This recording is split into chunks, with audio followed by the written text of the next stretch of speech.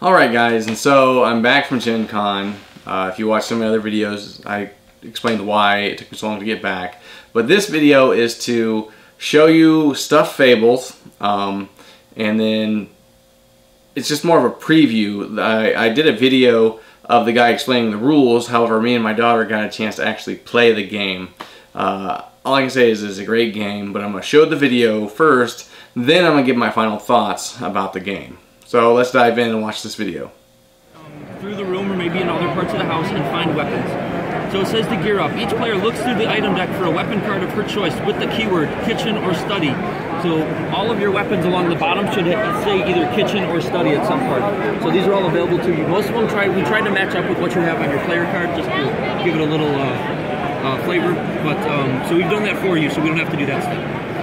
However, shortly after you find your weapons, you hear something kind of frightening, and a purple glow emanates from under the bed.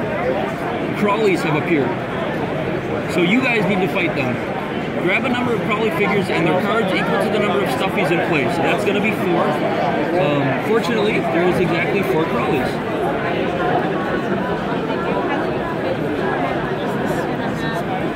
So this is called the threat track, or the sidebar. You're going to put enemy cards on the track.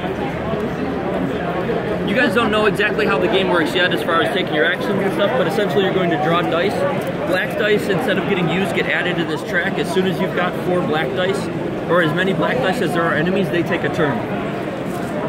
So they won't go unless you guys draw black dice, but eventually you'll get to them. There's 5 in here. Okay, so now we need to put the stuffies on the crawlies on the board. You'll notice each crawly has a different shaped base. That corresponds to the card underneath, where it says their name. It's got a picture of them. Excuse me. It has their difficulty level, or kind of what type of enemy they are, and then that is their health value, which I'll explain later. But the shape is basically corresponds to their base. And then next to that is their AI. So on their turn, you'll roll a die, and you'll do either the one part or the other, depending on what you roll. It's very straightforward. Stuffed fables. All of these are normal, except the circle is a leader. So we'll put the leader in the middle, and we'll put the other ones around it. Oh, I'm sorry. This goes to you. This goes to you. All right. So place the crawly cards face up. Yep, did that. Each player places her stuffy figure on or adjacent to the space mark with the paw prints. So go ahead and bring your stuffy figures over. Does anybody have a place they'd like to be over any others? I mean, it doesn't really matter. I'd probably want to go in the back. In the back? All right.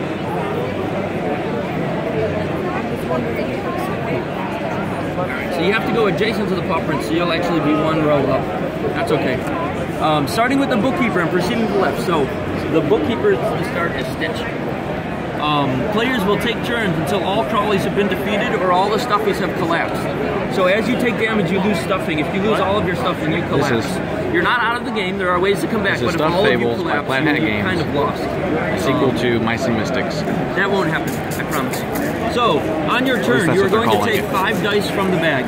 If you grab more than 5 on accident, put all of them back and try again. Like this, I grabbed 6. So,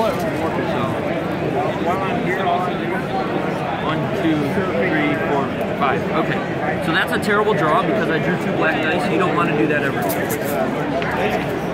So, if you draw a white die, you can immediately try to gain more stuffing, even if you already have 5. There's no limit to how much stuffing you can have. To gain stuffing, you're going to take any white dice you have and roll them. And if you roll equal to or greater than the number of stuffing you have, you add a stuffing to your character. So, we're all starting with 5. So, if you draw white dice, you'll have to roll a 5 or a 6. If you draw 2 white dice, you can roll them separately. The second one, you would need to roll a 6 on. If you draw 3 white dice somehow, the second roll, you can combine dice together to get greater chances, and actually you'll want to, because if you happen to get 6 stuffing, the third die won't do anything for you. So you can roll dice together, but it's 1 stuffing per roll. So even if you're at 5 and you draw 2, you might want to roll them both together just to guarantee you get that extra stuffing. Thank you. So we'll use the white die. The black dice immediately go to the threat track. If there was only 2 enemies, they would take a minion turn at the end of the turn that we're currently on. The other dice are going to be coordinated to the colors on your attribute dice cheat sheet cards. So those cards basically go over what the dice are mainly used for. You can use any die color to move. To move, you pick the dice you want to use, you roll them, either added one at a time or together, and you move that many spaces. So in this roll, I just rolled a red.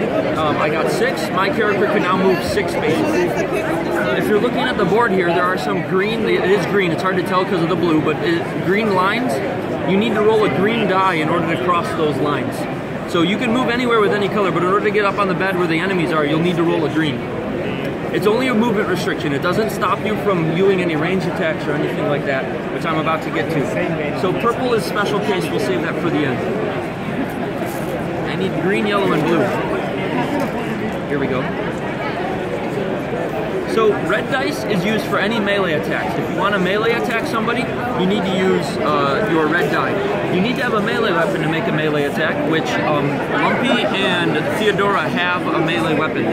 So it says under the name that it's a melee weapon, and then when they roll red dice on this attack, they get +1 to each die they roll. So if you roll 2 dice, you would get +1 to each. Green dice are used for range attacks, so each of you have a ranged weapon, Flops and Stitch. The range of your weapon is directly under the name, so you can shoot 3 spaces and you can shoot 4, I believe. On your range attacks, you get +1 to your green dice. You also get +1 to yellow dice when you search, but that's going to be something that comes up later. Yellow dice are used to search.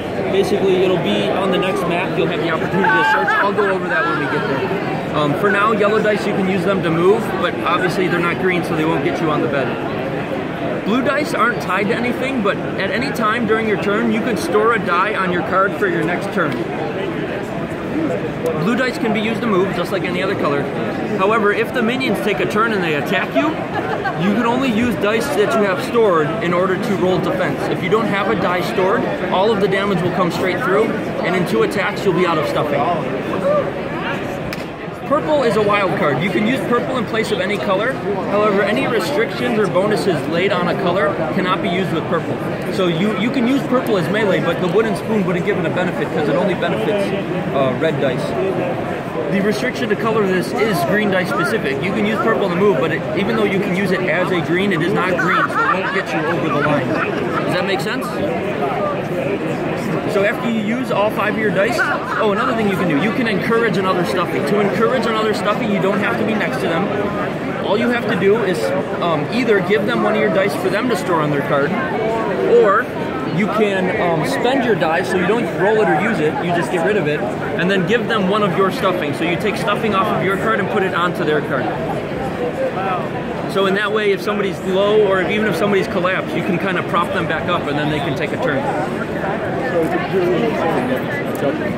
So we're going to go ahead and put all the dice back in the bag, and we'll let Stitch take the first. Alright guys, I hope you enjoyed the video.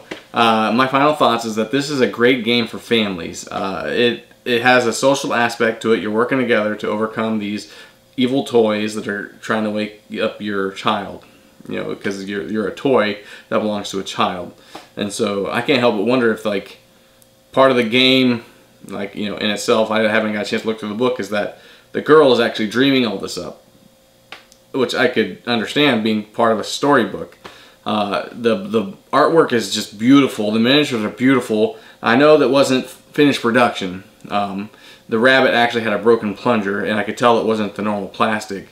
I'm thinking it's just like the mold or what they're going to use to make the mold or something. It's very good quality stuff, though. Like, the miniatures have a lot of detail, going to be fun to paint, especially when you look at the rabbit and how it's all patched together. My daughter really enjoyed the game too, didn't you, Alex? Yeah. What do you think of the game? It was pretty fun. Yeah, see? We actually sat down and played a whole scenario. Actually, it was 2 scenarios from the book. And it keeps you engaged the whole time. You're working together. It kind of gives that dark aspect of the world in the video, which I think is something my daughter enjoys. Who knows?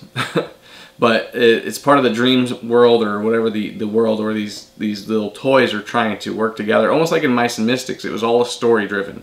And instead of having one book that you read from and then have tiles that you put out, the game book is the map. I mean, like, you turn a page, you read it, and on the other page is the map, and you put the miniatures on, and then you work through that scenario, through that page, just like in a storybook. Then you flip the next page.